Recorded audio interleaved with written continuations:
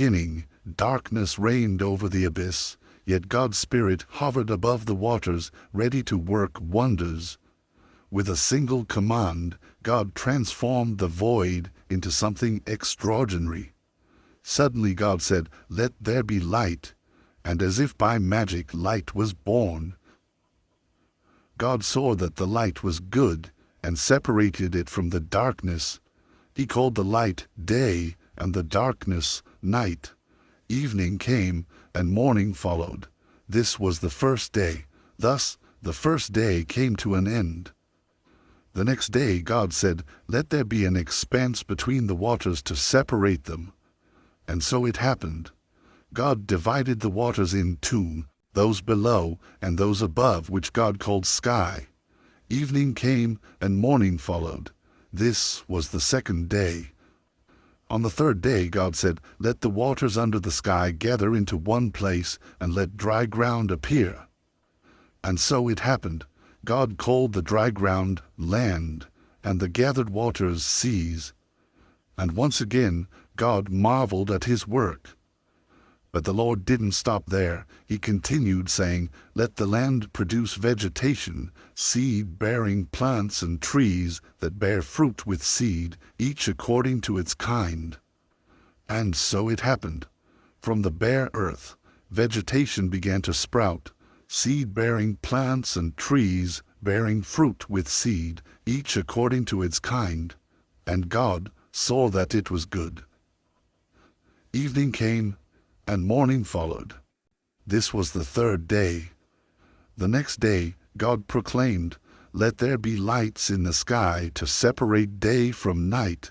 Let them serve as signs to mark seasons, days, and years." And so the lights appeared in extraordinary fashion, dancing across the firmament, marking the rhythm of seasons and the passage of days and years. Two majestic celestial bodies emerged, the greater, an imposing king ruling the day with its blinding light, the sun, and the lesser, a mysterious queen watching over the night with her soft radiance, the moon. The stars, like tiny jewels, scattered across the sky, illuminating the earth with their twinkling brilliance. And God, pleased with his creation, smiled at the harmony of light and darkness. But creation was not yet complete. On the fifth day, God declared, "Let the waters teem with living creatures, and let birds fly above the earth across the expanse of the sky." In an instant, the waters came alive, teeming with marine creatures of all shapes and sizes.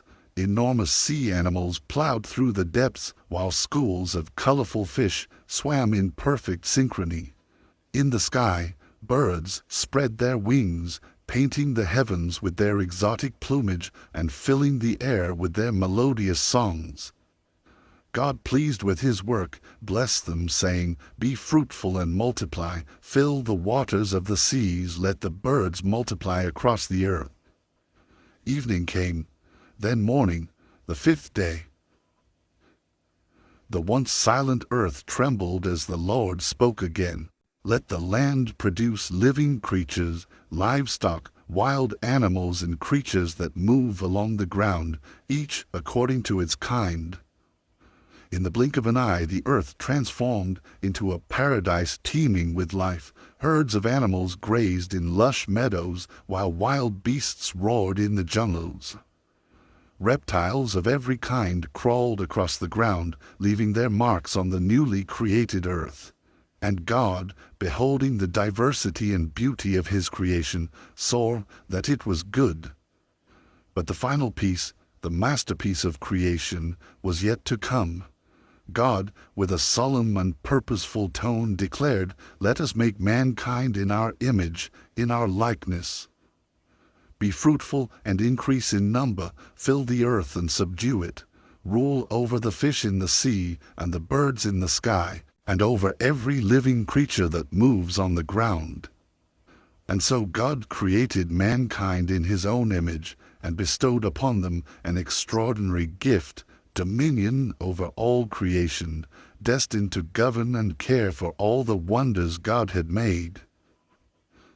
But God, in his infinite wisdom, knew his creatures would need sustenance.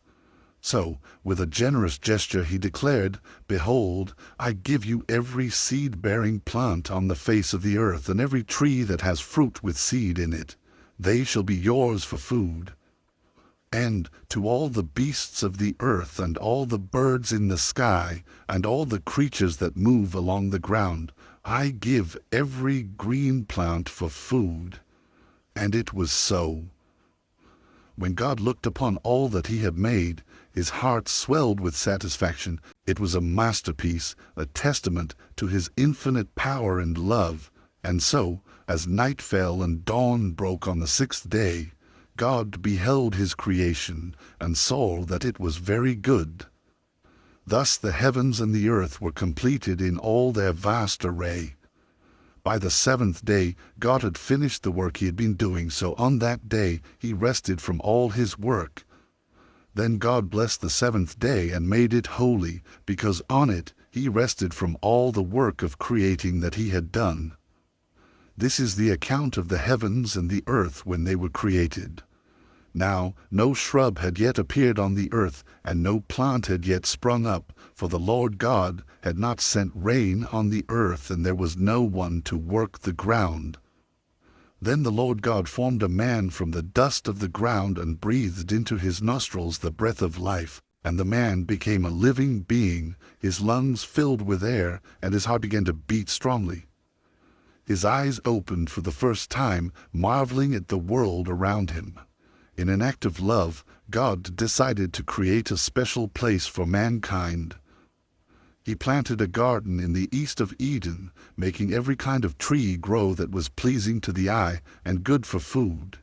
In the middle of the garden, he placed the tree of life and the tree of knowledge of good and evil. Eden was not only a feast for the eyes, but also a source of life and sustenance. From its depths flowed a crystal-clear river that watered the garden, splitting into 4 streams that stretched to the ends of the earth.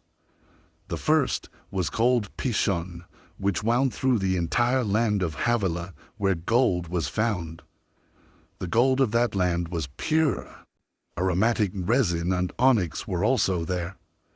The second river was called Gihon, which flowed around the whole land of Cush.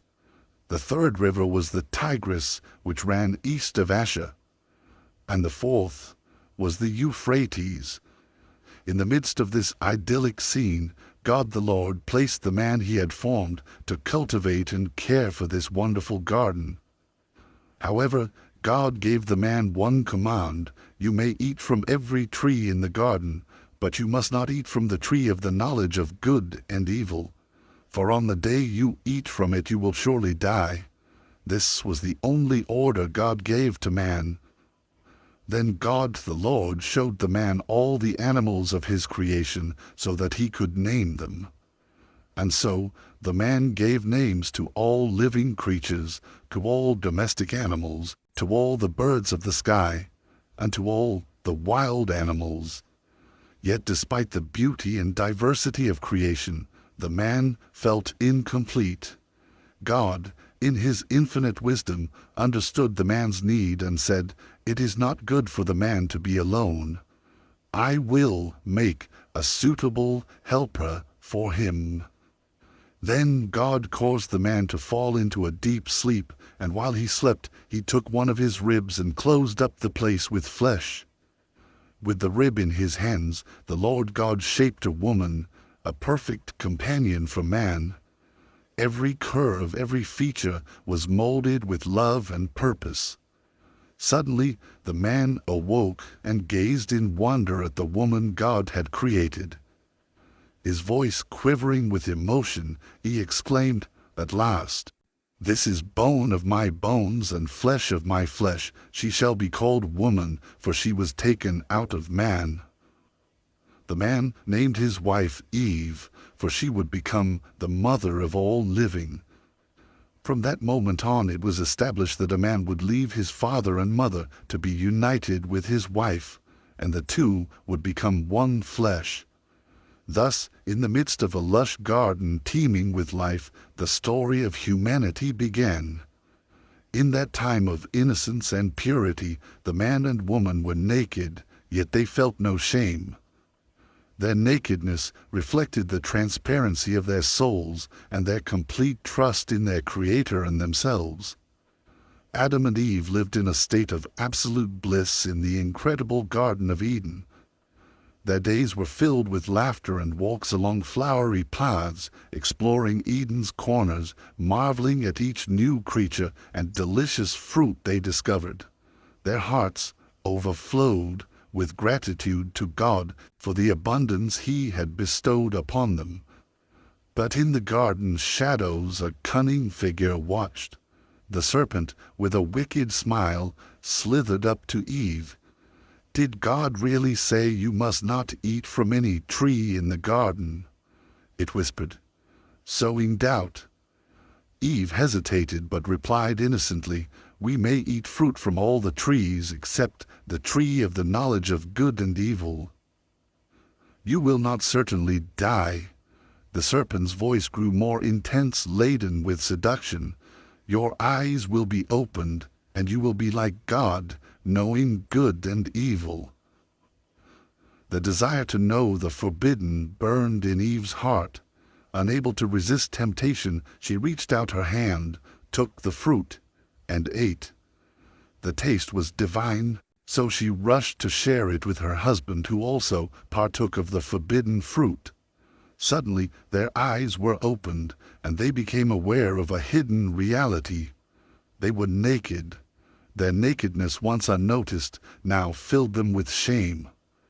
With trembling hands, they wove fig leaves to cover their vulnerability, seeking refuge in the garden's dense foliage. As the day cooled, the man and woman heard God the Lord walking through the garden. Feeling even more ashamed, they ran to hide among the trees to avoid being seen naked. But God the Lord called out to the man, saying, "Where are you?" The man replied, "I heard you in the garden, and I was afraid because I was naked, so I hid." "Who told you that you were naked?" God asked. "Have you eaten from the tree that I commanded you not to eat from?" He replied, "The woman you gave me as a companion offered me that fruit, and I ate it." Then the Lord God asked the woman, "What have you done?" She answered, "The serpent deceived me, and I ate." God then turned to the serpent, his voice stern and solemn. "Because of what you've done, you'll be cursed among all animals, wild and domestic. You'll crawl on your belly, eating dust for the rest of your days." He continued, "I'll put enmity between you and the woman, between your offspring and hers. Her seed will crush your head, while you'll strike at their heel." Next, God faced the woman, his words echoing through generations. "I'll intensify your pain in childbirth. You'll bear children in agony. You'll desire your husband, but he will rule over you." Finally, God looked at the man and declared, "Because you listened to your wife and ate from the forbidden tree, the ground is cursed because of you. You'll eat from it in sorrow all your life. It'll produce thorns and thistles, and you'll eat wild plants. By the sweat of your brow you'll earn your bread until you return to the earth from which you came. For dust you are, and to dust you shall return." Then the Lord God made clothing from animal skins for the man and his wife. He dressed them and said, "The human has become like one of us, knowing good and evil." With a heavy heart but firm resolve to protect his creations, God finally banished the man and woman from the Garden of Eden. That place of perfect communion and beauty could no longer be their home, for sin had entered the world.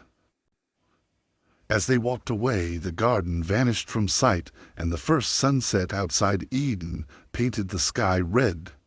The creation of the universe, filled with wonders and tragedies, marked the beginning of an eternal story of struggle, redemption, and hope. In the arid plains east of Eden, Adam and Eve had two sons, Cain and Abel. Cain, the firstborn, toiled under the scorching sun, pulling weeds from the earth. Abel, his younger brother, led his flock through the pastures, his face lit with a peace Cain had never known. One day Cain shouted, "Abel, God seems pleased with you, but not with my offerings. What do you have that I don't?" Abel, stroking one of his lambs, calmly replied, "It's the heart, brother. God looks at the heart." Abel's words echoed in Cain's mind. Days passed, and envy grew like a shadow within him. One night under a star-studded sky, Cain made a decision. "Come to the field with me tomorrow," he told Abel, his eyes hiding his true intentions. At dawn, the brothers met in the fields. The tension was palpable, the air heavy. "Why does God favor you and not me?" Cain asked, his voice a dangerous whisper. "It's our faith, Cain. God wants us to give our best with sincerity," Abel replied, not sensing the threat. Suddenly the calm of the field was shattered by a dull thud. Cain, with a stone in hand, struck Abel on the head. Abel fell to the ground, his eyes filled with surprise and pain. "Cain, my brother," he murmured, before his voice was silenced forever. The once vibrant earth, a stage for life, became the first witness to history's oldest crime. Abel's blood soaked the ground, crying out to heaven for justice. Cain, his hands trembling and stained red, stared in horror at what he'd done. Suddenly, a voice thundered in his mind, powerful and all-knowing, "Where is your brother Abel?" "I don't know. Am I my brother's keeper?" Cain replied, his voice cracking with fear and guilt. God sternly declared, "Your brother's blood cries out to me from the ground. You are cursed, banished from this land that has opened its mouth to receive your brother's blood." The tragedy of Cain and Abel was etched into humanity's heart, an eternal reminder of envy and hatred's destructive power. Time passed, but the earth had become corrupt. Mankind's wickedness had grown immense. God, looking down with sorrow, decided to end the depravity. Yet amidst this darkness, hope rested on one man, Noah. At 600 years old, Noah felt the weight of his age. As he gazed at the dark sky, he sensed his end was near. The world around him had become utterly corrupt, drowning in evil and violence. God's voice resonated, deep and clear. "Noah, I have decided to put an end to all flesh, for the earth is filled with violence because of them. Build an ark of cypress wood, make rooms in the ark, and cover it inside and out with pitch." The enormity of these words left him breathless. God had chosen him, of all people, for a task beyond his comprehension. Noah obeyed immediately, but it wasn't easy. His family doubted him and whispered behind his back, "Is he crazy?" "An ark in the middle of dry land," his children murmured. Neighbors mocked him, their laughter filled with contempt. "Building a boat on dry land, Noah, you're insane." "Judgment is coming," Noah would reply, his voice firm and his eyes full of conviction. Days turned into weeks, and weeks into months.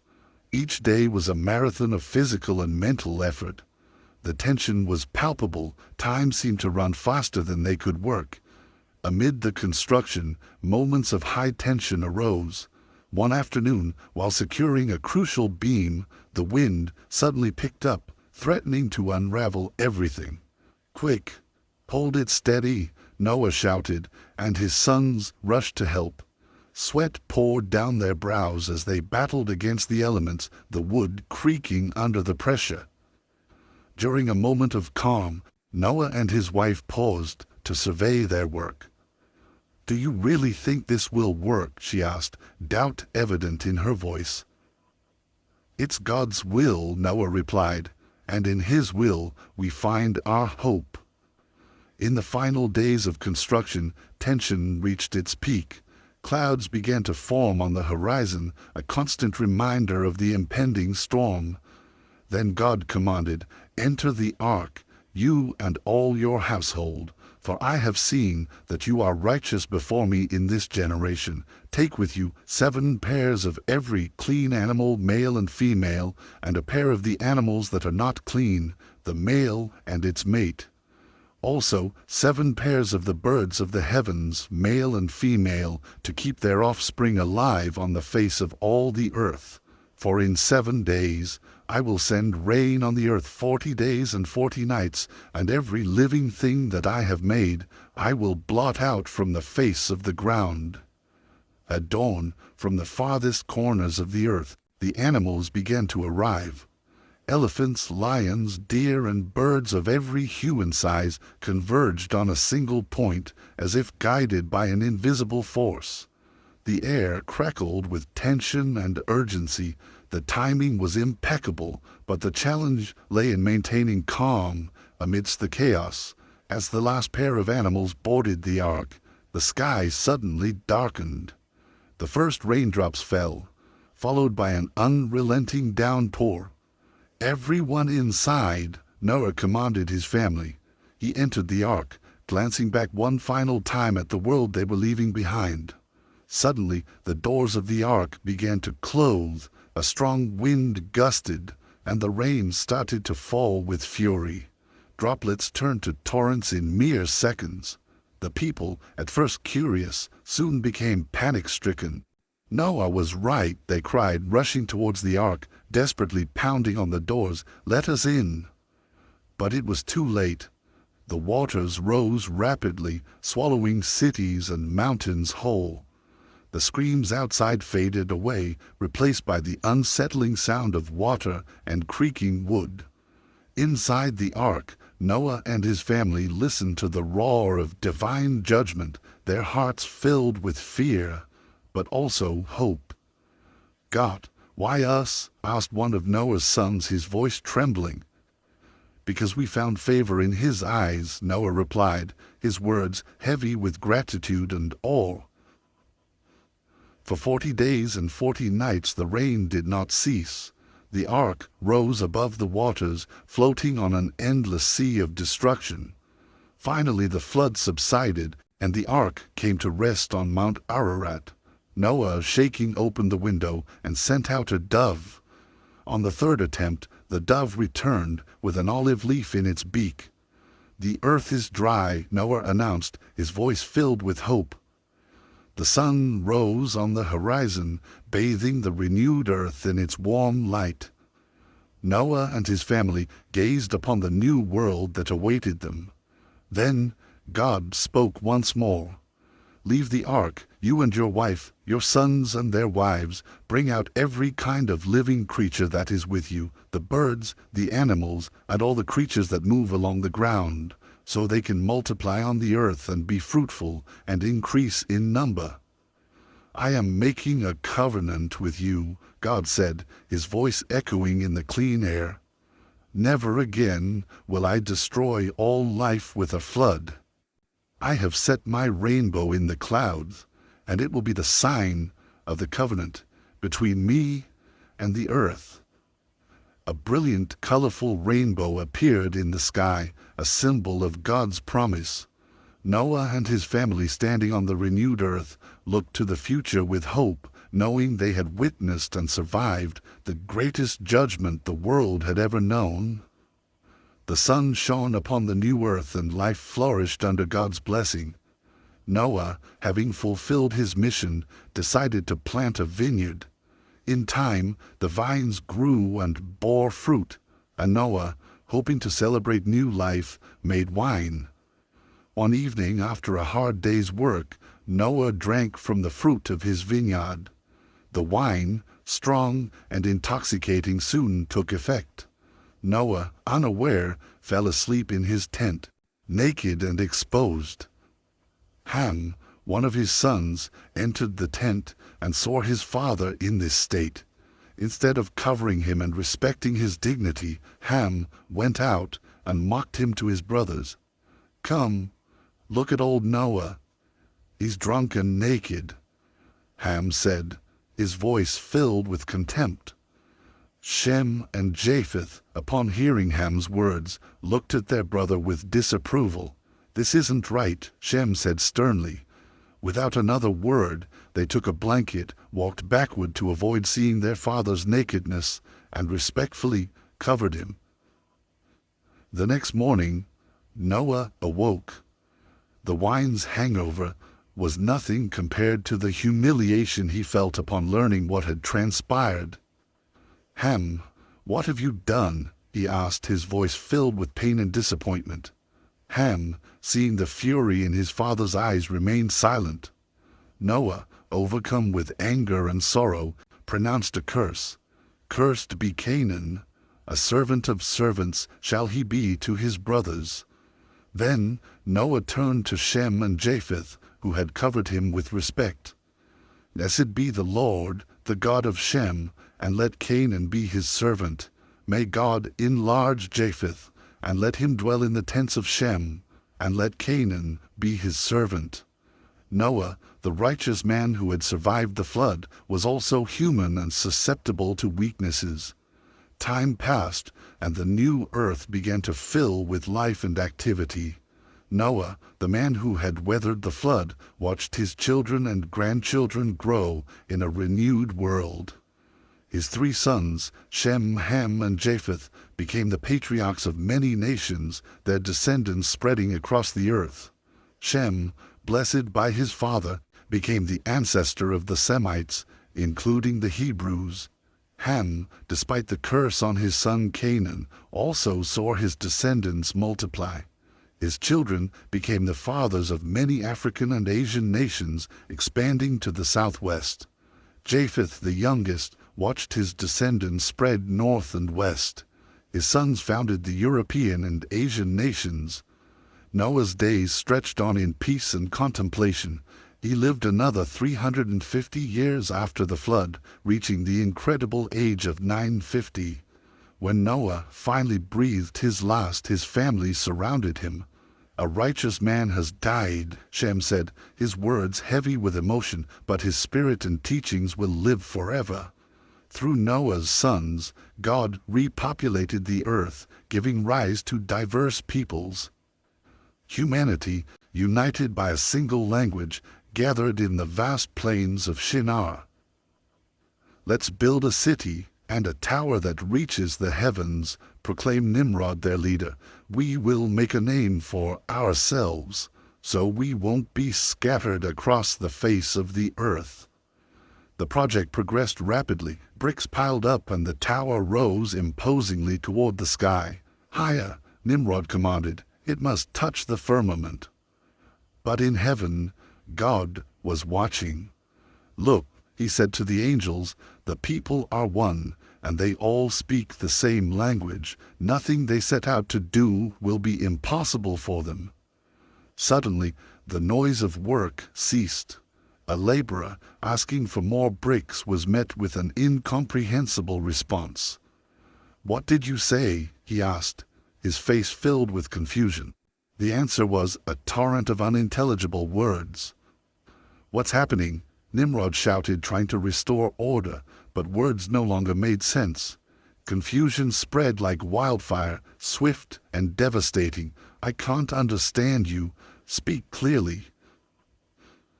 In the blink of an eye, communication turned to chaos. Lifelong friends looked at each other with eyes full of despair. "Nimrod, do something," they cried, but even his orders couldn't overcome the babel of tongues. "God has punished us," an old man shouted, his voice trembling with reverent fear. "We must disperse." Suddenly, construction halted. The grand tower stood abandoned, a testament to human ambition and divine judgment. The groups of people, now divided by language, began to separate. Entire families set off in different directions, seeking new lands where they could understand one another. Nimrod, standing at the base of the tower, looked around. The city he had dreamed of was crumbling. "This can't be," he muttered, but knew he had been defeated by a far greater power. From above, God watched the dispersal. "So it shall be," he said, his voice resonating with authority and sorrow. Humanity will multiply and fill the earth, but they won't forget the price of their arrogance. The tower became ruins, a reminder of the day God confused languages and scattered mankind across the earth. Later, God chose a family to form the people who would be the instrument to bring the promised Messiah into the world. One night as the stars shone brightly, a heavenly voice broke into Abraham's life and said, "Leave your homeland and your father's house and go to the land I will show you." The voice wasn't audible to the ears, but it was clearer and more powerful than any thunderstorm. "I will make you into a great nation. I will bless those who bless you and curse those who curse you. Through you, all peoples on earth will be blessed." Abraham was left breathless. How could an ordinary man be chosen for such an immense destiny? Abraham was born in Ur of the Chaldeans, a bustling Mesopotamian city where the Tigris and Euphrates rivers gave life to the land. His father Terah was respected, but their days were simple, filled with rituals in a polytheistic society. The divine call transformed him, a brutal awakening and a radical break. "Why me?" Abraham whispered under the starry sky. The night heaven seemed as infinite as the promise he had received. At 75 years old, his incredible story began. He decided to face his fears and depart. "We're leaving," he announced to Sarai his wife. "Where to?" she asked, concern in her eyes. "To the land the Lord will show us," he replied with determination. With a heart full of hope and a budding faith, he obeyed the Lord. He set out with Sarai, his nephew Lot, and all their possessions. They headed towards Canaan. The journey was fraught with uncertainty, but divine promise guided them. They crossed Haran and finally reached Canaan, a land of rolling hills and fertile valleys. There dwelt the Canaanites in fortified cities, each ruled by its own king. Abraham traveled through the country until he reached sacred Shechem, beneath the majestic oak of Moreh. Suddenly the Lord appeared again and declared, "To your offspring I will give this land." Moved, Abraham built an altar there and prayed to the Lord, but soon the promised land turned hostile. A severe famine struck Canaan, and the fertile soil turned to dust. Livestock died and provisions grew scarce. One night Abraham lifted his eyes to the sky. "Why have you brought us here?" he cried, seeking answers among the stars. Silence was his only answer. With a heavy heart, he made a decision. "We'll go to Egypt," he announced. Sarai looked at him with concern. "What about the Lord's promise?" "We must survive," Abraham replied, hiding his doubts behind a resolute gaze. The journey to Egypt would be dangerous, but staying meant certain death. On a starlit night, a powerful voice echoed in Abraham's mind. "Fear not, Abraham, I am your shield. Your reward shall be great." Though these words filled his heart with hope, fear still dwelled within him. He knew that Sarai, his beloved wife, was his greatest treasure, and feared for her life in unknown lands. He had to protect her at all costs when they reached Egypt, so he devised a plan. As they approached Egypt, Abraham stopped and spoke to Sarai. "I know you're a beautiful woman," he said worriedly. "When the Egyptians see you, they'll say, 'She's his wife,' and kill me to have you. Please, say you're my sister." Sarai nodded, understanding the gravity of the situation. They arrived in Egypt, a city marked by the stark contrast between opulent palaces and widespread slavery. But Abraham was right. Upon entering the city, all eyes were fixed on Sarai's beauty. The Egyptians took her to Pharaoh's palace, and Abraham received sheep, cattle, donkeys, servants, and camels as a reward. But the joy was short-lived. Mysterious plagues befell Pharaoh and his household, bringing chaos and despair. Furious and bewildered, Pharaoh confronted Abraham. "What have you done to me? Why didn't you tell me she was your wife? Your deception has brought curses upon me. Take your woman and leave my land." Ashamed but relieved, Abraham departed Egypt with Sarai and all their possessions. As they journeyed toward Canaan, he reflected on what had transpired. The Lord is truly a shield and guide in times of uncertainty, he thought. Back in Canaan, Abraham, Sarai, and their nephew Lot faced a new challenge. Their flocks and wealth had grown so much that the land could no longer support them all. Shepherds began to quarrel, tension mounted, and the families were on the brink of conflict. Amidst the chaos, Abraham calmly called Lot. "There must be no strife between us or our shepherds. We are family. Look at the land before us. If you go left, I'll go right. If you choose right, I'll go left." Lot surveyed the Jordan Valley, lush and fertile like Eden itself. "I'll choose the Jordan Valley," he declared, eager to prosper in those abundant lands. So they parted ways. Lot settled near Sodom, a city notorious for its wickedness, while Abraham remained in Canaan. That night, the Lord spoke to Abraham once more. "Lift your eyes and look from where you stand to the north and south, east and west. All the land you see I will give to you and your offspring forever." Moved, Abraham built an altar to honor the Lord. Though facing challenges and tough choices, his faith grew stronger with each test. He knew he wasn't alone. Meanwhile, on the plains near Sodom, Lot began to experience the consequences of his decision. Shadows of corruption and danger loomed over him and his family. But Abraham was unaware of this, until one day, under the shade of the oaks of Mamre, he looked up and saw 3 men standing nearby. Without hesitation, he ran to meet them and bowed low to the ground. "My lord," he said urgently, "if I have found favor in your eyes, let me bring you some water to wash your feet and rest under this tree. Let me get you something to eat, so you can be refreshed, and then go on your way."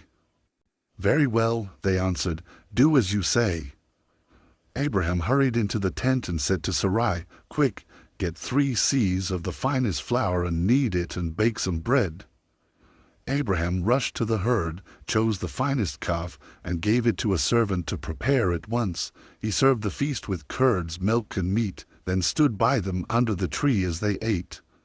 One of the men asked, "Where is Sarai your wife?" "There, in the tent," Abraham replied. Then one of them spoke with authority, "I will return to visit you in a year, and by then Sarai will have had a son." From the tent entrance, Sarai was listening. Hearing this, she laughed silently and thought, "Am I to have this pleasure now that I'm withered and my husband is old?" The Lord said to Abraham, "Why does Sarai laugh? Does she think she can't have a child in her old age? Is anything impossible for the Lord? At the appointed time I will return to you, and Sarai will have a son." After eating, the men rose and looked toward Sodom. Abraham walked with them to see them off. Then the Lord shared his plans with Abraham. "The outcry against Sodom and Gomorrah is so great, and their sin so grievous, that I will go down to see if their actions are as wicked as the reports reaching me." Abraham asked anxiously, "Will you sweep away the righteous with the wicked? Suppose there are 50 righteous people in the city, will you not spare the place for the sake of the 50 righteous people there?" The Lord replied, "If I find 50 righteous people in Sodom, I will spare the whole city for their sake. Though I am but dust and ashes, I have been bold to speak. What if only 10 can be found?" Abraham persisted. The Lord concluded, "For the sake of 10, I will not destroy it." After the conversation, Abraham returned to his tent with a heart full of fear. He knew his nephew Lot was in Sodom. Meanwhile in Sodom, 2 angels were entering the city. Lot was sitting at the gateway, and when he saw them, he immediately got up and approached them. "Please, my lords, come to your servant's house for the night," he pleaded. "You can wash your feet, and in the morning continue on your way." They replied, "No, we'll spend the night in the square." But Lot insisted so much that they agreed and went to his house. He prepared a feast for them and baked unleavened bread. Together they shared the meal. Suddenly a mob surrounded the house with clubs in their hands and shouted, "Where are the men who came to you tonight? Bring them out." Lot went out to speak with them, closing the door behind him. "Please, my brothers, don't do this evil thing," he begged desperately. The enraged crowd responded, "Get out of our way. This foreigner came to live among us, and now he wants to be our judge. We'll treat you worse than them." They began to press against Lot, trying to break down the door. Suddenly, the angels struck the men outside with blindness. They could no longer find the entrance. The angels said to Lot, "Do you have anyone else here? Get your family out of this place, because we are going to destroy it. The outcry against its inhabitants has reached the Lord, and He has sent us to destroy it." Lot rushed out to gather his family. "Hurry, we must leave this place," he warned. "The Lord is about to destroy the city." But they didn't believe him. The angels urged Lot, "Quick, take your wife and your 2 daughters who are here, or you'll be swept away when the city is punished." Lot hesitated, but the men grabbed his hand, along with his wife and daughters, and led them out of the city, for the Lord had mercy on him. Once outside, one of them said, "Run for your lives. Don't look back or stop anywhere in the valley. Escape to the mountains, or you'll be destroyed." They ran as fast as they could towards Zoar, as the sky began to brighten with dawn. And with the first ray of sunlight, the Lord rained down sulfur and fire from the heavens upon Sodom and Gomorrah. He destroyed those cities, the entire plain, all the inhabitants, and the vegetation on the ground. Lot's wife couldn't resist and looked back. In that instant, she turned into a pillar of salt. Miles away at daybreak, Abraham went to the place where he had stood before the Lord and looked toward Sodom and Gomorrah.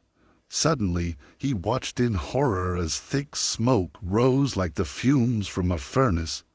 A chill ran down his spine. The cities had been judged. Though divine judgment had fallen on these cities, the Lord remembered his promise to Abraham and saved Lot. The devastation served as a grim reminder of sin's consequences and the importance of obeying God. Abraham moved to the Negev region and settled as a foreigner in Gerar. Once again, Abraham introduced his wife by saying, "She is my sister." Abimelech, king of Gerar, sent for Sarai and took her for himself.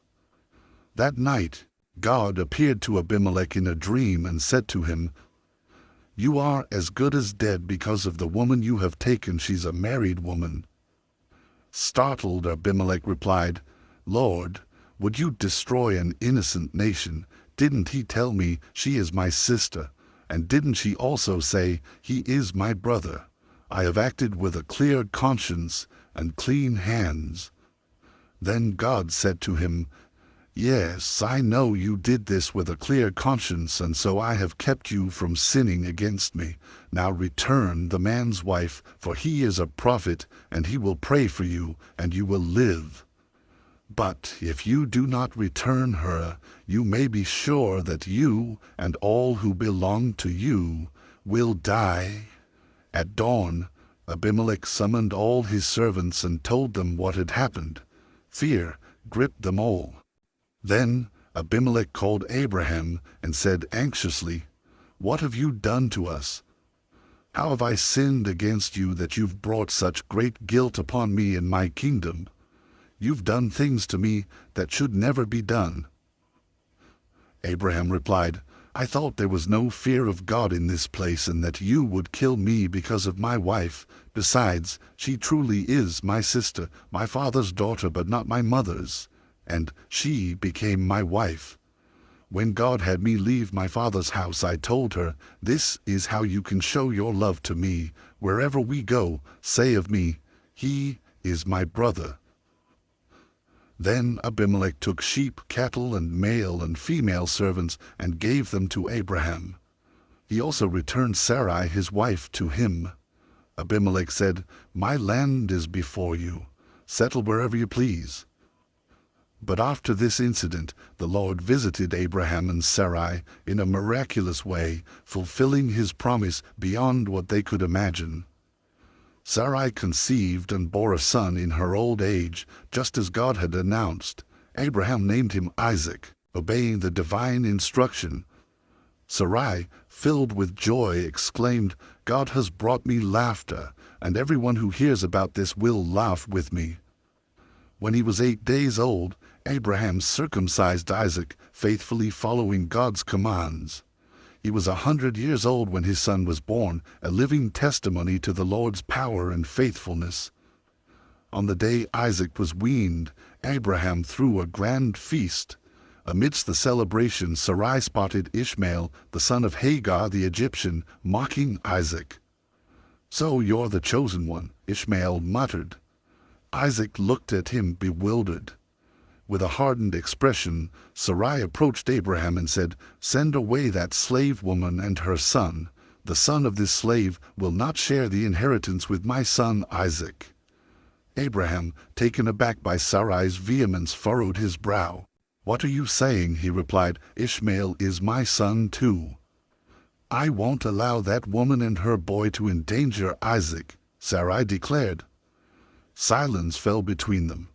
Night came, but rest eluded Abraham. Restless, he left his tent and gazed at the starry sky. A soft yet firm voice echoed within him. 'Do not be distressed about the boy and your servant. Listen to whatever Sarai tells you. It is through Isaac that your offspring will be reckoned. I will also make a nation of the son of the servant, because he is your offspring.' At dawn, with a heavy heart, Abraham took bread and a skin of water. He approached Hagar's tent. 'You must leave,' he said bluntly. Hagar looked at him in disbelief. 'Leave? Where to?' 'To the desert,' Abraham replied, avoiding her gaze. 'God will be with you.'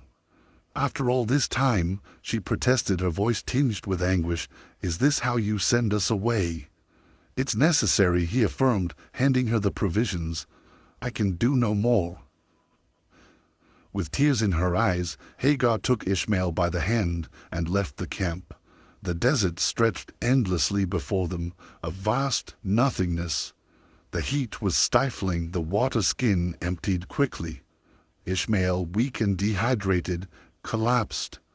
'Mother, I can't go on,' he whispered. Hagar, desperate, laid him under a bush. 'Wait here,' she said, her voice breaking. She walked a few steps away, and unable to bear watching her son die, burst into tears. 'My God, why?' Hagar cried out. Then a voice from heaven spoke to her. 'What troubles you, Hagar? Fear not, for God has heard the boy's voice. Rise, lift the boy, and hold him with your hand, for I will make him a great nation.'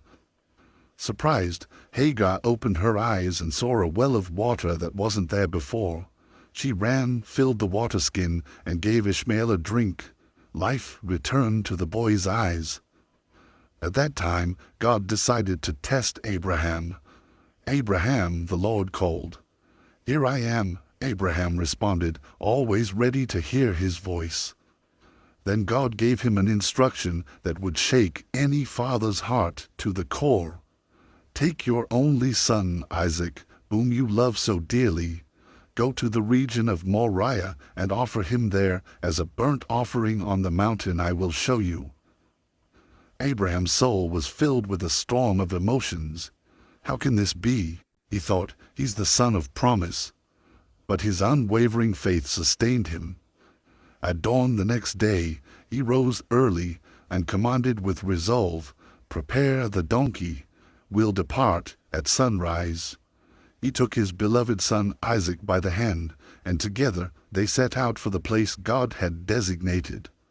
On the third day, Abraham looked up and saw the place in the distance. He said to his servants, "Stay here with the donkey. The boy and I will go over there to worship, and then we will come back to you." He placed the wood for the burnt offering on Isaac's shoulders. He carried the fire and the knife in his own hands. As they walked in silence, Isaac spoke up. "Father?" "Yes, my son," Abraham replied. "We have the fire and the wood," said Isaac, "but where is the lamb for the burnt offering?" Abraham, struggling to contain his emotions, replied, "God will provide the lamb for the sacrifice, my son." They arrived at the place God had shown them. Abraham built an altar and arranged the wood. Each movement was an internal struggle. He turned to Isaac, his eyes red with anguish. With trembling hands, Abraham bound his son. Isaac, bewildered, cried out, "Father, what are you doing?" Tears flowed. "God has asked for this," he whispered. "Trust in him." He raised his hand, gripping the knife to sacrifice his son. At that moment a voice from heaven called out, "Abraham, Abraham!" His hand froze mid-air. "Here I am," he responded desperately. "Do not lay a hand on the boy or harm him. Now I know that you fear God, for you have not withheld your son from me." Abraham dropped the knife. An indescribable relief washed over him. He untied Isaac and embraced him tightly. "Father," Isaac exclaimed, his eyes filled with tears and wonder. "God is merciful," Abraham replied, caressing his son's face. Suddenly, Abraham looked up and saw behind him a ram caught by its horns in a thicket. Without hesitation, he took the ram and offered it as a burnt offering instead of his son. Then the angel of the Lord called to him a second time from heaven and said, "I swear by my own name that because you have done this and have not withheld your son, your only son, I will surely bless you. I will make your descendants as numerous as the stars in the sky and as the sand on the seashore. Your offspring will conquer the cities of their enemies, and through your descendants all nations on earth will be blessed, because you have obeyed me." Abraham, with tears still in his eyes, embraced his son and said, "Let's go home." Sometime later, news broke Abraham's heart. Sarai, his beloved wife of 127 years, had died. He felt a deep sorrow, an immense void. But he needed to give Sarai a worthy resting place. He went to the city of Hebron to meet with the Hittites. "I am a foreigner and stranger among you," he said to the sons of Heth. "Sell me some property for a burial site here so I can bury my dead." The sons of Heth replied, "Sir, listen to us. You are a mighty prince among us. Bury your dead in the choicest of our tombs. None of us will refuse you his tomb for burying your dead." But Abraham persisted, "Allow me to buy the cave of Machpelah that belongs to Ephron." Ephron, present among them, replied, "My lord, I give it to you. The cave and the surrounding field are yours." "No," Abraham said firmly, "I will pay the fair price." Ephron answered, "My lord, hear me. The land is worth 400 shekels of silver, but what is that between you and me? Bury your dead." Without hesitation, Abraham weighed out the silver and handed it over. Thus he acquired his first property in the Promised Land. So Ephron's field in Machpelah, facing Mamre, with the cave and all the trees in the field, became Abraham's property as a family burial site. After this, Abraham buried Sarai in the cave of the field at Machpelah in the land of Canaan. Abraham secured a resting place for his family for generations. It was a testament to his commitment to the land God had promised him. After Sarai's death, Abraham found comfort and companionship in Keturah, a woman he married and had 6 more children with, thus expanding the family God had promised him. Yet an inner voice troubled him. What of Isaac? He needs a companion. His son's loneliness worried him, for upon Isaac rested God's promise. Abraham summoned Eliezer, a loyal servant, and asked him to find a wife for Isaac. Placing his hand under his master's thigh, Eliezer swore to fulfill his mission. Upon reaching the city of Nahor, Eliezer halted by the well outside the city. It was the hour when women came out to draw water. Suddenly, a radiantly beautiful young woman appeared. It was Rebekah, daughter of Bethuel. Eliezer was awestruck. Could it be her? He wondered. He approached her and asked, "Whose daughter are you?" "I am the daughter of Bethuel, son of Milcah and Nahor," Rebekah replied. Amazement swept over Eliezer. She was indeed from Abraham's family. "Blessed be the Lord," he exclaimed. "Is there room in your father's house for us to stay?" "Of course," she affirmed. "There's space and food for your camels, too." In Bethuel's house, after sharing the story, Eliezer made his request. "My master Abraham sent me to find a wife for his son Isaac. Rebekah is the chosen one."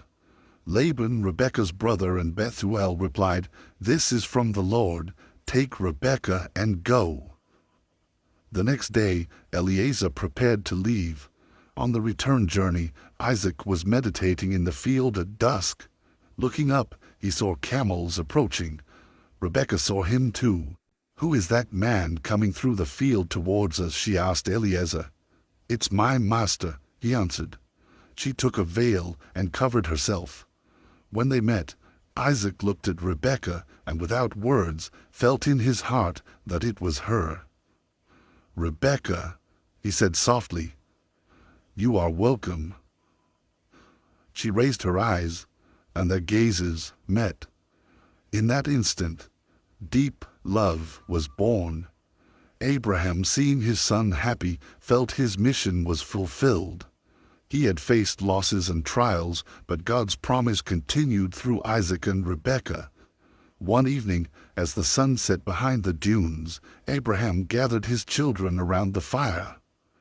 "Father, tell us about God's promise," they asked with shining eyes. Abraham smiled and said, "God promised me that my descendants would be as numerous as the stars in the sky." Jokshan, curious, asked, "Are we part of that promise too?" "Yes, my children," Abraham replied. Looking at each of them, "You all are part of God's plan for our family." As time passed, Jokshan became the father of Sheba and Dedan, continuing the lineage the Lord had promised. Children's laughter filled the camp, a sign of multiplying blessings. Knowing his days were numbered, Abraham called Isaac to his side. "My son," he said calmly, "I leave all my possessions to you. You are the son of the promise I made with Sarai. It is your duty to continue the legacy God has given us." Isaac nodded, feeling the weight of responsibility. "I will honor your legacy, father," he promised. Meanwhile, in distant lands, Ishmael, Abraham's first son with Hagar, heard news of his father's imminent death. Without hesitation, he set out on the journey back. Upon arriving at the camp, Isaac was surprised to see him. "Ishmael, what are you doing here?" "I've come to say goodbye to our father," Ishmael replied solemnly. On his deathbed, Abraham sensed the presence of his sons. He opened his eyes and managed a weak smile, seeing Isaac and Ishmael together. With profound peace, Abraham breathed his last. At 175 years old, Abraham went to be with the Lord. Despite their differences, Isaac and Ishmael united to bid farewell to their father. Together, they carried Abraham's body to the cave of Machpelah, the family tomb he had purchased. As they laid the body in its resting place, Ishmael looked at Isaac and said, "Despite everything, we are brothers." Isaac responded with a faint smile, "Indeed, today we honor our father together." The desert wind blew gently. Both brothers understood that Abraham's legacy was more than land and wealth. It was an inheritance of faith and obedience. They left the cave, knowing their father's example would inspire future generations to trust God and follow His ways, just as Abraham had done. Years passed, and nations arose from the sons of Abraham. God blessed Isaac with his wife Rebekah's pregnancy, but the blessing was twofold. Twins. Inside their mother's womb, Jacob and Esau fought relentlessly. Rebekah, puzzled by the constant movement in her belly, turned to God. The answer was clear: 2 nations are in your womb, and the older will serve the younger. At birth, Esau emerged first, fair and covered in hair. But Jacob wouldn't let him go so easily. His hand grasped his brother's heel as he followed. Thus began Jacob's life, fighting to be the chosen one from his very first breath. Esau grew strong and wild, a man of the field, his father Isaac's favorite. Jacob, on the other hand, sought wisdom, listening to the elders, always under his mother Rebekah's watchful care. 2 brothers, 2 paths, and only one promised blessing. One day Esau returned from hunting, exhausted and famished. Jacob saw his chance. He proposed a deal: Esau's birthright for a bowl of lentil stew. Esau impulsively agreed, disregarding his birthright for momentary satisfaction. And so, for a mere bowl of food, the fate of 2 nations changed forever.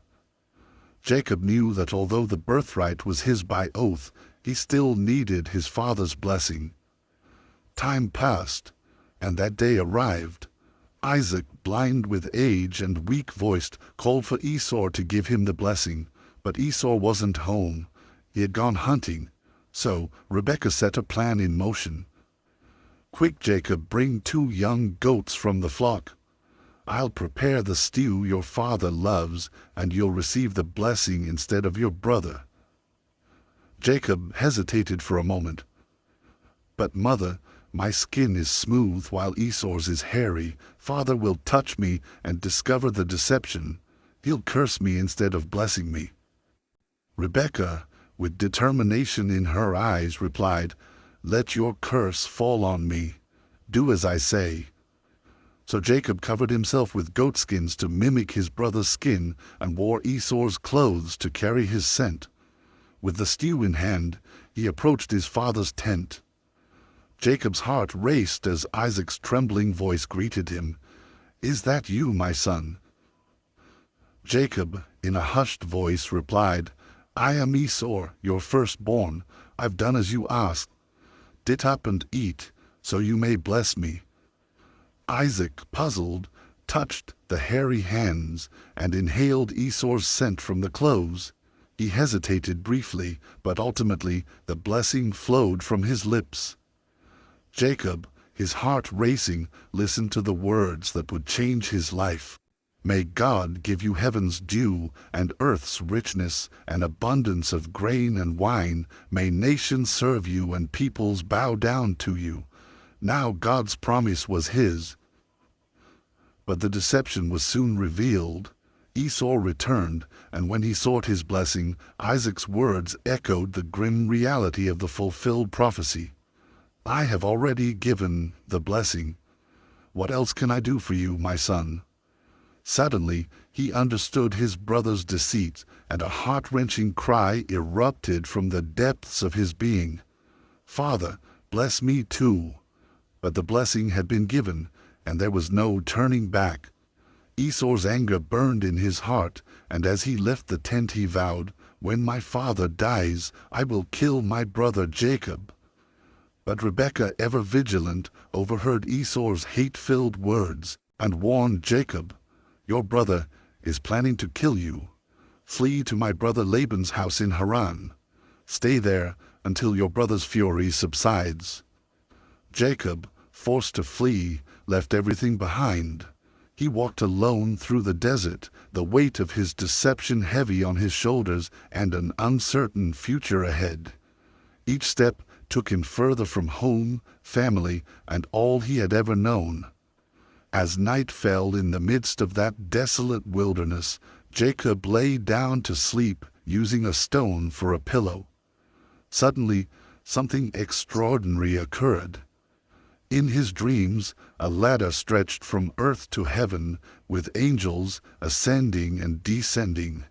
At the top stood the Lord, his voice resonating over Jacob.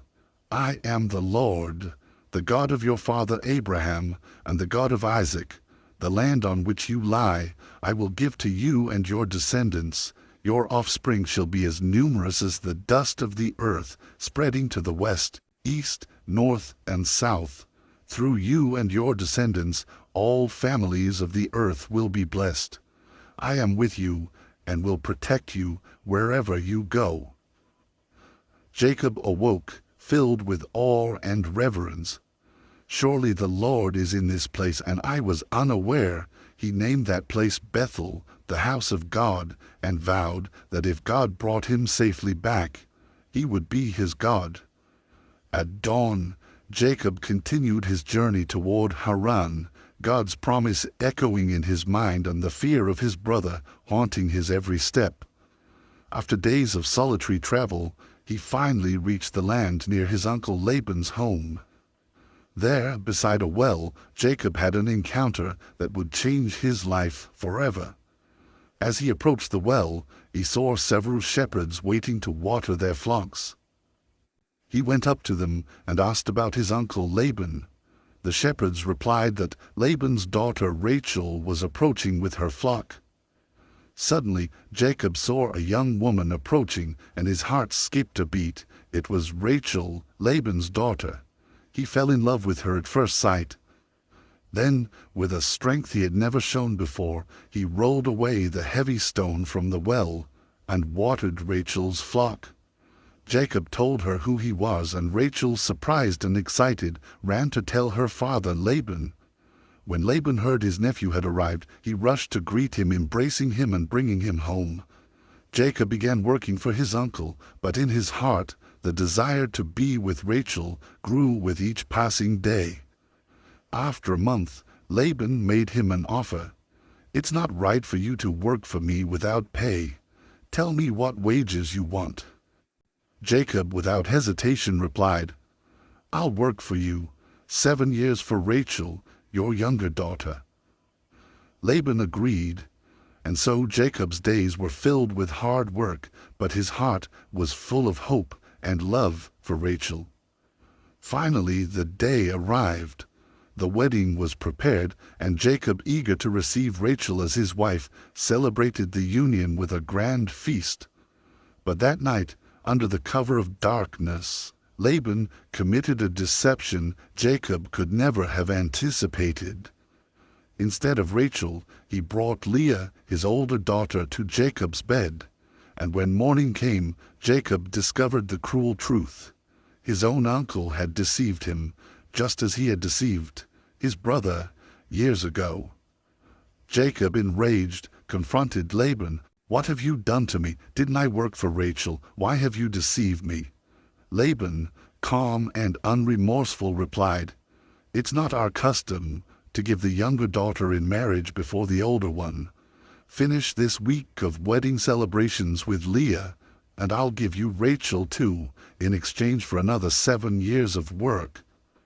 Jacob's heart was shattered, but his love for Rachel was stronger than his anger, so he accepted the deal, and a week later he married Rachel, knowing full well that his life was now bound to more years of hard labor under the watchful eye of his cunning uncle. As time passed, Jacob found himself trapped in a new struggle. He loved Rachel deeply, but Leah was his wife too. God, seeing Jacob's disdain for Leah, blessed her with children while Rachel remained barren. Leah gave birth to Reuben, then Simeon, Levi, and Judah, while Rachel suffered in silence. Tension in Jacob's household grew day by day. Leah, despite having given him 4 sons, watched sadly as Jacob continued to love Rachel more than her. Meanwhile, Rachel, desperate to bear Jacob's children, sought a solution. In an act of deep frustration, she offered Jacob her servant Bilhah, hoping that through her she could have offspring. Jacob agreed, and Bilhah bore 2 sons, Dan and Naphtali. Rachel, though not their biological mother, considered them as her own, and exclaimed joyfully, "I have had a great struggle with my sister and I have won."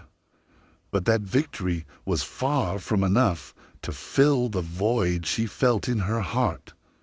The rivalry between the 2 sisters intensified. Leah, seeing she had stopped bearing children, refused to be left behind. She too offered her servant Zilpah to Jacob, resulting in 2 more sons, Gad and Asher. Tension in the household became unbearable, each woman vying for Jacob's affection, while he, caught in the middle, watched his family grow as peace slipped away. Years passed, and Leah, as if touched by God's hand once more, conceived again and gave birth to Issachar, then Zebulun, and finally a daughter named Dinah. Yet Rachel's longing cast a shadow over the family. Her pain, frustration, and helplessness in the face of infertility tormented her day and night. However, one day, when all seemed lost for Rachel, God heard her cry. In a moment of divine grace, Rachel conceived and bore a son. That day, Rachel took the child in her arms and, with tears of joy, said, "God has taken away my shame." She named her son Joseph, and with him a new chapter opened in Jacob's life. Joseph wasn't just another son to Jacob. He was the child of the woman he loved most, and with Joseph's birth, hope rekindled in Jacob's heart. As time passed, Jacob's flock grew, and he amassed great wealth, yet he could feel the tension rising around him. Whispers from Laban's sons filled the air, accusing him of stealing their father's fortune. "Everything he has, he got at our father's expense," they said enviously. Jacob noticed how Laban's eyes, once familiar, now held resentment and distrust. The winds of change were blowing. It was then that God spoke directly to Jacob. "Return to your father's land, and I will be with you." This divine promise ignited a spark in his heart. It was time to leave. He called Rachel and Leah to the field, away from prying ears in Laban's house. With a serious voice he shared his plan to flee. Rachel spoke first. "All that God has taken from our father belongs to us. What we do is for our children's future." Leah nodded firmly. They knew they had nothing more to lose. At dawn, with the sun barely peeking over the horizon, Jacob, his wives, children, and vast fortune of livestock silently set out for Canaan. But Jacob harbored a secret. Rachel, without his knowledge, had stolen her father's household gods. This small act would soon unleash a storm of tension upon their escape. Laban, enraged, discovered his family and wealth had vanished. Wasting no time, he gathered his men and pursued them for 7 days. His heart burned with fury, but in the dead of night, God appeared to him in a dream, warning, "Be careful what you say to Jacob. Do not interfere with his affairs." These divine words halted Laban's momentum, but not his desire for confrontation. Finally, Laban caught up with Jacob in the mountains of Gilead. His shout shattered the camp's silence. "What have you done? You've deceived me and carried off my daughters like captives in war. If not for your God's warning, I would have already exacted justice." Jacob responded forcefully, "I've slaved for you 20 years, 14 for your daughters, and 6 for your flocks. You changed my wages 10 times. If it weren't for my father's God, I'd be leaving empty-handed. But God has seen my suffering and rebuked you." Laban, grasping for control, demanded, "And what of my gods? Someone has stolen my idols." Jacob, unaware of Rachel's actions, replied defiantly, "Search the camp. If you find anything of yours, let the guilty one die." Laban began searching through the tents, scrutinizing every corner. Tension filled the air as his men methodically inspected Jacob's family's belongings. When it came time to search Rachel, she cleverly sat upon her camel's saddle where she had hidden the idols.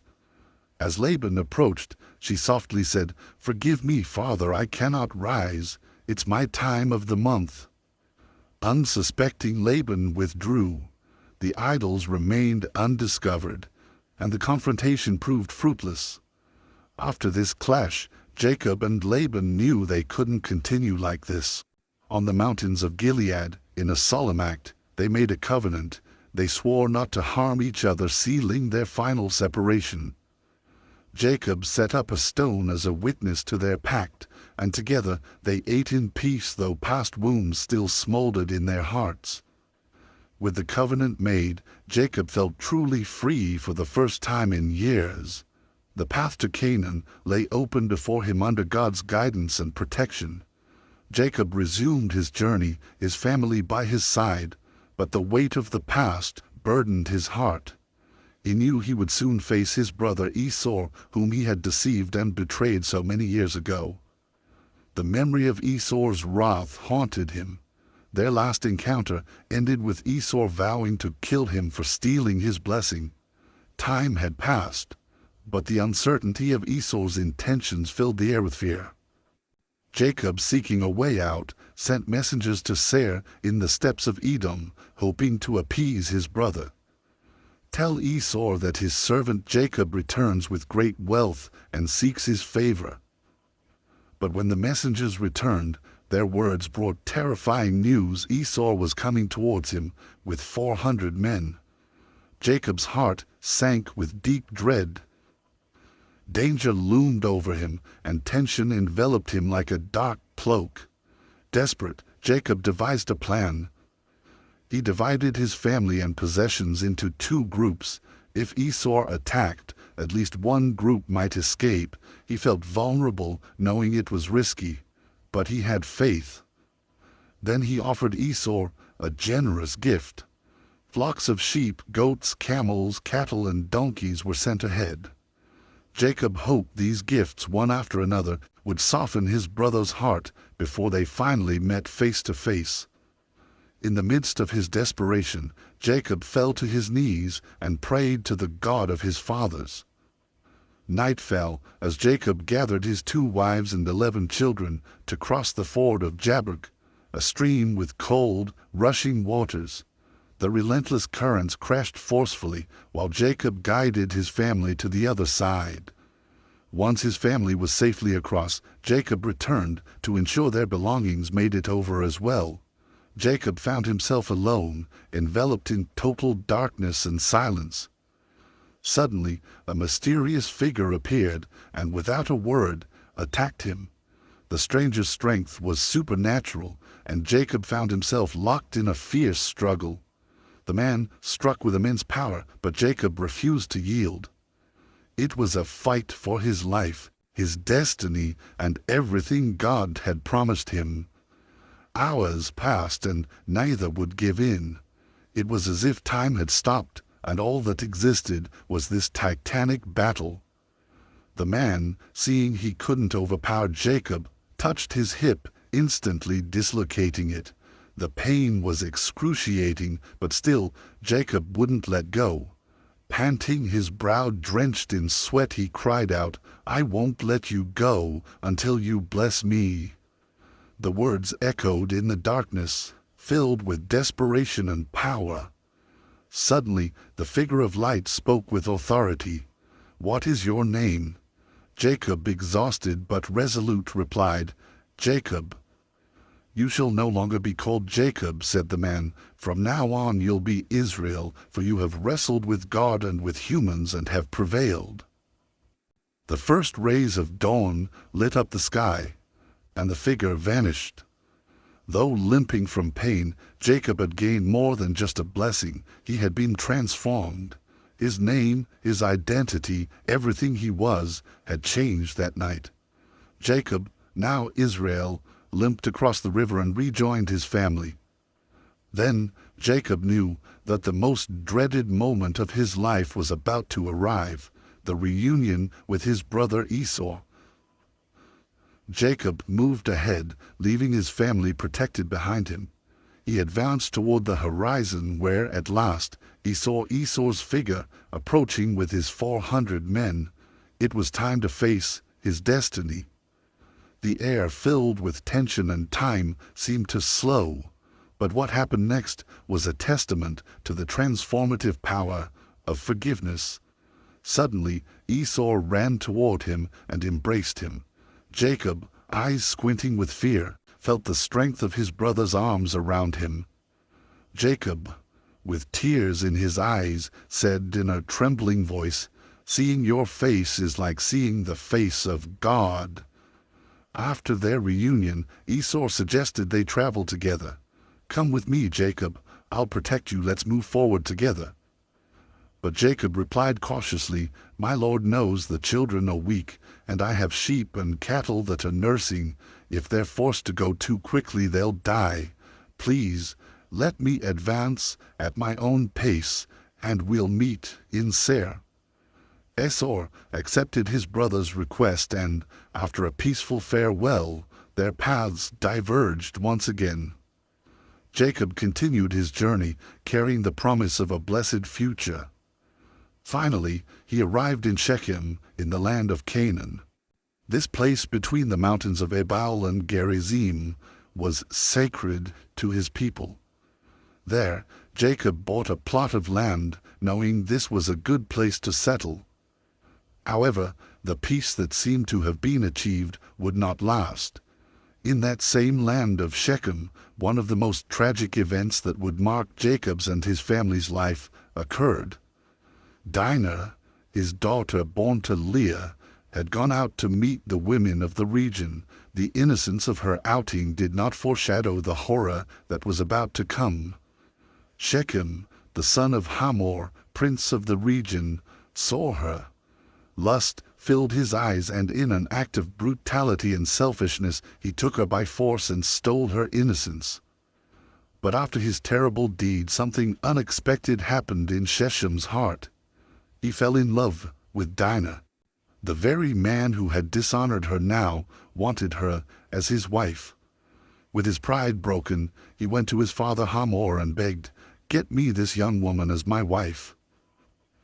When Jacob learned of the tragedy, he went to embrace his daughter while his sons were returning from the field. But in his heart, anger and pain were growing. When Simeon, Levi, and the rest of his sons found out, their faces darkened with uncontrollable fury. The marriage proposal was received as an intolerable offense to their family and honor.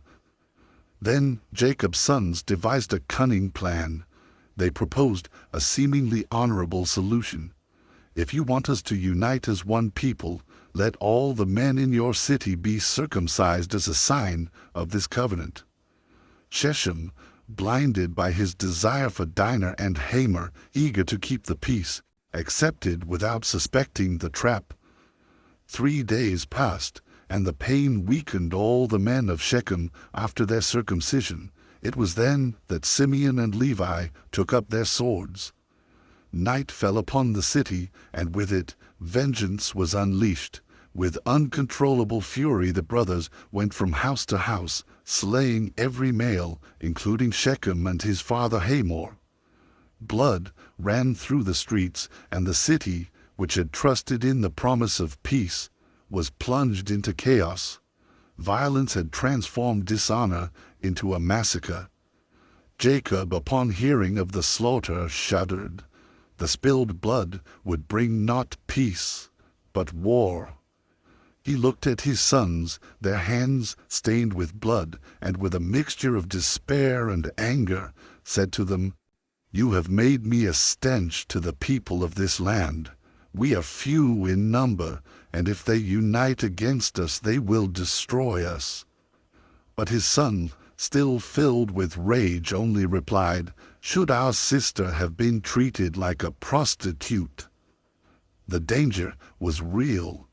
Jacob decided they could no longer stay in Shechem. They had to leave before vengeance caught up with them.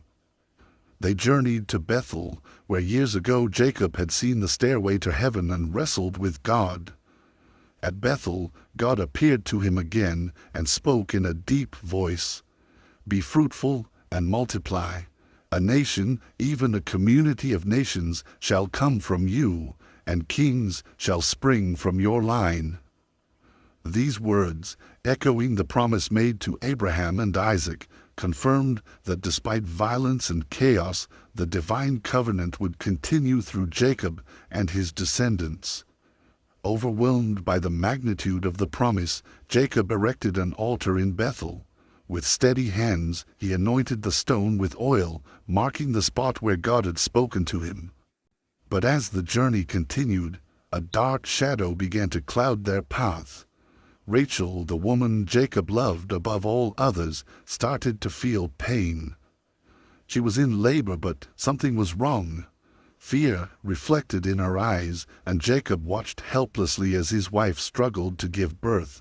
The caravan halted, and Rachel's cries filled the air. The midwife tried to comfort her. "Fear not, you have a son." But the news wasn't enough to ease Rachel's consuming pain. In her final moments as life slipped away, Rachel named her son Benoni, meaning "son of my sorrow." Rachel's last breath was marked by pain, but also by love for the child she was leaving behind. Jacob, devastated by the moment, couldn't accept this fate for his son. Holding the newborn in his arms, he decided to change the name his beloved wife had given. "He will not be Benoni," he said, his voice breaking with grief. "He will be Benjamin, meaning son of fortune."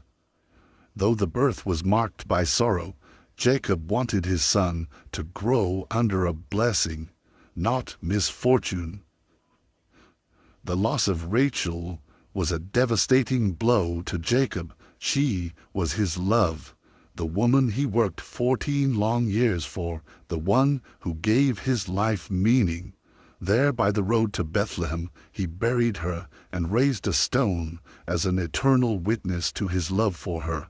The road led him back to Mamre, a sacred place for his father and family. Isaac, Jacob's father, lived to the ripe age of 180. When his final day came, Jacob felt a chapter closing. The family patriarch had departed, but his legacy of faith and obedience was deeply rooted in his children. News of Isaac's death brought Esau, his brother, back into Jacob's life. Together, they carried Isaac's body to its final resting place. As the tomb sealed over Isaac, Jacob felt the weight of responsibility fully upon him. God's promise, passed from Abraham to Isaac, now rested on his lineage. He was the father of 12 sons, the patriarchs of Israel's 12 tribes through whom God's people would flourish. Jacob looked at his sons and saw the future. Each carried not just his blood, but the weight of a divine destiny. God's covenant was not just with him, but with his offspring, as it had been with his grandfather Abraham before him. Among all his children, one stood out. Joseph, the second youngest, was different. He was the son of Jacob's beloved Rachel and possessed a special grace that seemed to surround him. As a token of his love, Jacob gifted Joseph a coat of many colors. This favoritism, however, stirred jealousy among his brothers. Day after day, they watched Jacob look at Joseph with pride, while they, the older ones, barely received a fraction of that attention. But what truly ignited the flame of hatred in their hearts were Joseph's dreams. Joseph dreamed, and in his dreams he saw his destiny, though he didn't fully understand it. One night he shared one of these dreams with his brothers. We were binding sheaves in the field, and suddenly my sheaf rose and stood upright while your sheaves bowed down to mine." His brothers' anger fled upon hearing these words. "Do you intend to reign over us?" they demanded. But Joseph had another dream, even bolder, which he also shared. "I saw the sun, moon, and 11 stars bowing down to me." Jacob, his father, grew uneasy and thought, "What could this dream mean? Will your mother, your brothers, and I really bow down to you?" Though Jacob kept these words in his heart, Joseph's brothers couldn't bear it any more. The seed of resentment had sprouted, and soon their jealousy would turn into a plot to get rid of him. One day, while tending the flocks far from home, they saw Joseph approaching. He wore his colorful coat, a constant reminder of his special place in their father's heart. "Here comes the dreamer," they sneered. "Let's kill him and throw his body in a pit. We'll say a wild animal devoured him, and we'll see what becomes of his dreams." But Reuben, the eldest, intervened. "Let's not shed blood," he said. "Throw him into this desert pit, but don't harm him." Reuben planned to rescue Joseph later and return him to their father. When Joseph arrived, they stripped him of his coat and threw him into the pit. There he lay, alone and frightened at the bottom. His brothers sat down to eat, indifferent to his distress. Then a caravan of Ishmaelite merchants appeared, heading to Egypt. Judah suggested, "What do we gain by killing him? Let's sell him to these Ishmaelites. After all, he's our flesh and blood." So Joseph was sold for 20 pieces of silver and taken as a slave to Egypt. As the brothers returned home with Joseph's colorful coat stained with goat's blood, Jacob wept inconsolably over the apparent death of his beloved son. Joseph was sold as a slave to Potiphar, an officer of Pharaoh and captain of the guard. Although Joseph was far from his home and family, he was never alone. God's presence was with him, and everything he did prospered. Potiphar quickly noticed there was something special about Joseph. He put him in charge of his entire household, entrusting him with managing all his affairs. Under Joseph's supervision, Potiphar's house thrived, and it seemed that despite the circumstances, Joseph had found a stable place. However, trials were not far behind. Potiphar's wife, seeing that Joseph was young, handsome, and successful, tried to seduce him day after day. But Joseph, firm in his integrity and loyalty to God, repeatedly refused. Once he told her, "My master has entrusted everything to me. He has withheld nothing from me except you, because you are his wife. How could I do such a wicked thing and sin against God?" But she wouldn't give up. One day, when Joseph was alone in the house, she grabbed him by his cloak and tried to force herself on him. Joseph fled, leaving his cloak in the woman's grasp, but this act of loyalty would cost him dearly. Filled with rage and humiliation, she falsely accused him of attempting to dishonor her. When Potiphar heard the story, he was furious and ordered Joseph to be imprisoned. Thus, Joseph went from being the manager of a great house to a prisoner in a dark cell. But even there, God's hand was with him. In prison, Joseph gained the favor of the jailer, who put him in charge of the other inmates. God continued to show his faithfulness, and Joseph's gifts did not go unnoticed. 2 of the prisoners, Pharaoh's cupbearer and baker, had strange dreams that deeply troubled them. Seeing their distress, Joseph said, "Don't interpretations belong to God? Tell me your dreams." The cupbearer recounted his dream first. "I saw a vine with 3 branches. It budded, blossomed, and produced grapes. I squeezed the grapes into Pharaoh's cup and placed it in his hand." Joseph interpreted the dream. The 3 branches represent 3 days. In 3 days, Pharaoh will restore you to your position, and you'll serve him as before. But please remember to mention me to Pharaoh when you're free. The baker, encouraged by the favorable interpretation, shared his dream. I dreamed I was carrying 3 baskets of bread on my head, and birds were eating from the top basket. With a heavy heart, Joseph explained, "The 3 baskets represent 3 days. In 3 days, Pharaoh will take your life, and your body will be hanged, and birds will eat your flesh." And so it happened. 3 days later, on Pharaoh's birthday, the cupbearer was restored to his position, and the baker was executed just as Joseph had predicted. But the cupbearer, in his joy, forgot to mention Joseph to Pharaoh. 2 years passed, and Joseph remained in prison, waiting and trusting in God's purpose. Then Pharaoh had 2 dreams that no one could interpret.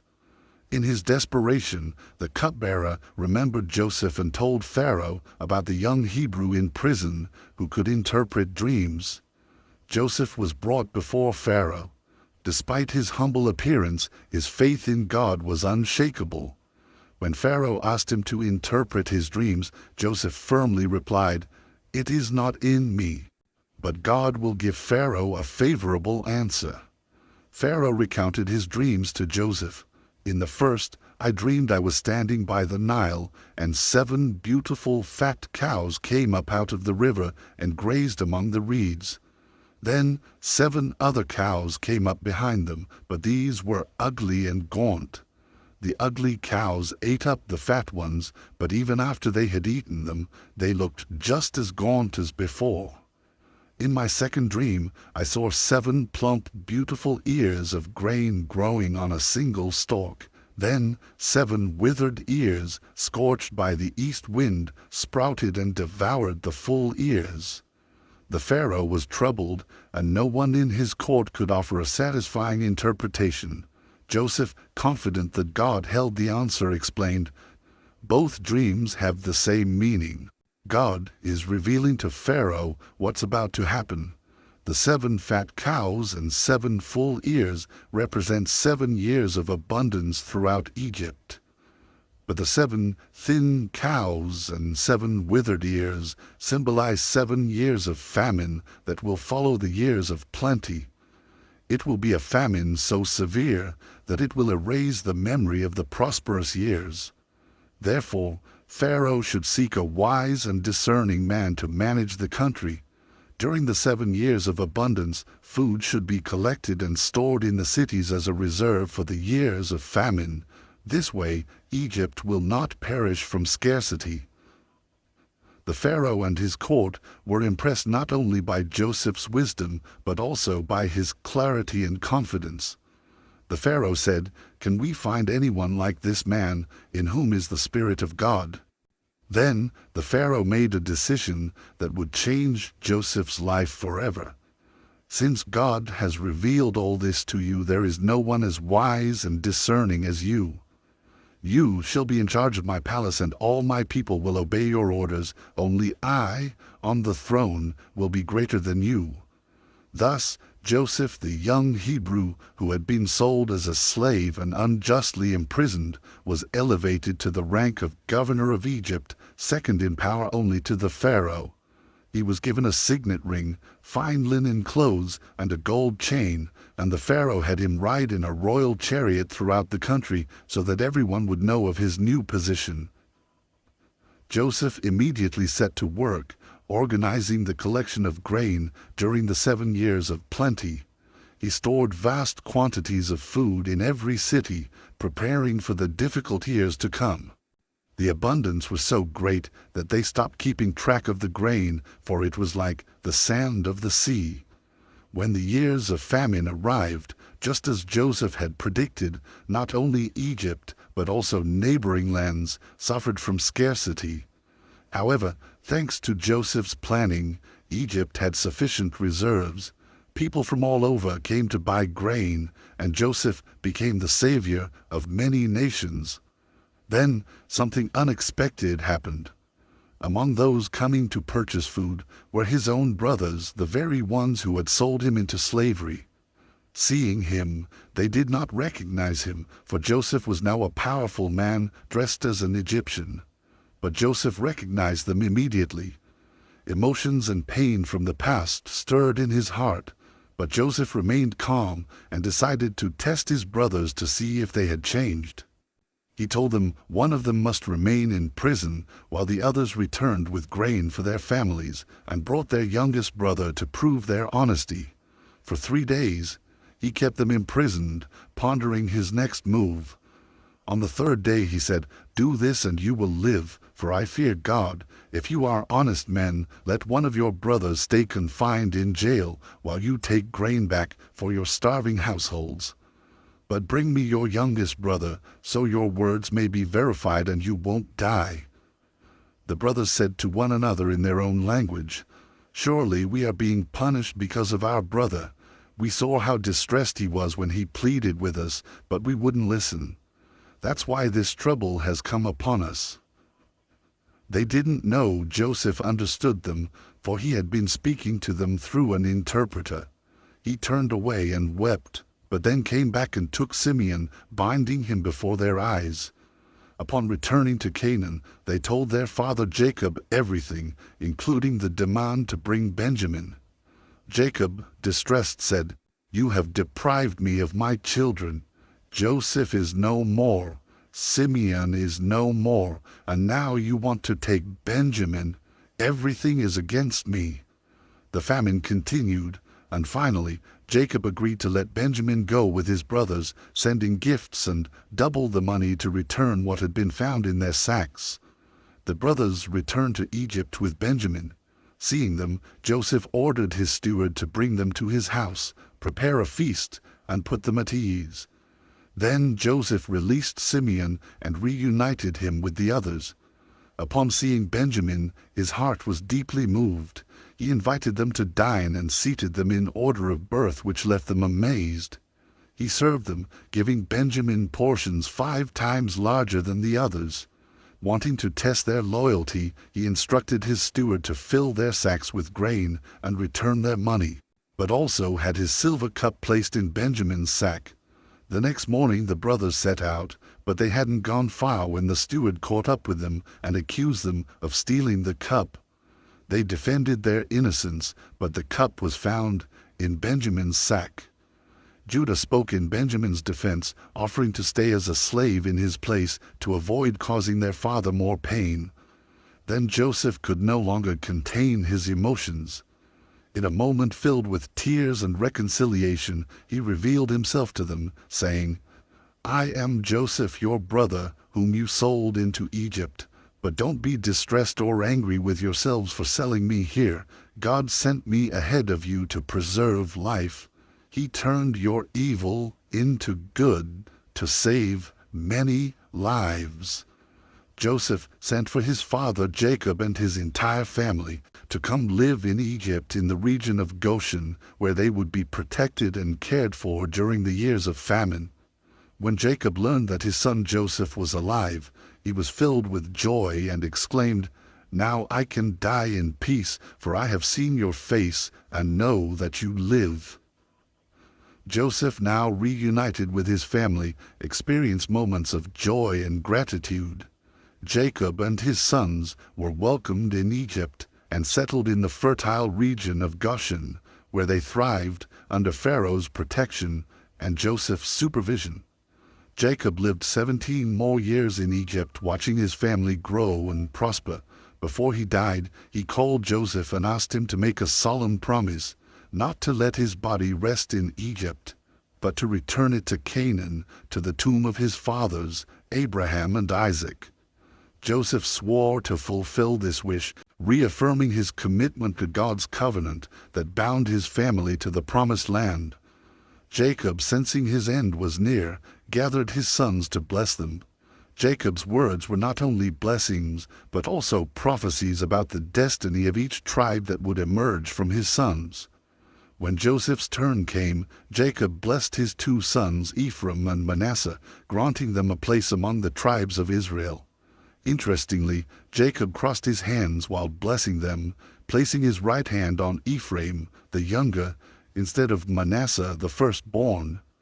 Joseph tried to correct him, but Jacob insisted, "I know, my son, I know. Manasseh will also be great, but his younger brother will be even greater, and his descendants will become a multitude of nations. After blessing them all, Jacob gave his final words, reaffirming God's promise concerning the land of Canaan. Then he peacefully breathed his last, surrounded by his family. Joseph faithfully fulfilled the promise made to his father. He requested permission from Pharaoh to take Jacob to Canaan, and a grand funeral procession was organized. After the burial, Joseph's brothers began to worry. They feared that with Jacob gone, Joseph might seek revenge for what they had done to him years ago. So they sent a message to Joseph claiming that Jacob had left one last instruction, that Joseph should forgive them for their sin.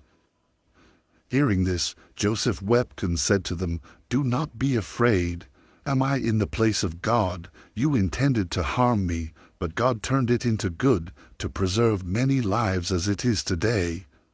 So, have no fear. I will provide for you and your children." Joseph lived to be 110 years old, seeing his children and grandchildren grow.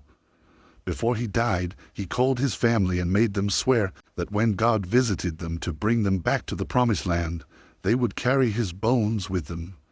Years later, Jacob's descendants would face slavery in Egypt, but God's promise would remain unbroken and true. At the appointed time, God would raise up Moses to lead them to freedom.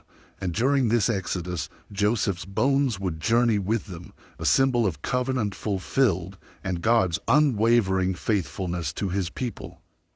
Subscribe now to this channel so you don't miss the upcoming releases of amazing Bible movies. And if you enjoyed it, don't forget to give it a like. May the Lord bless you.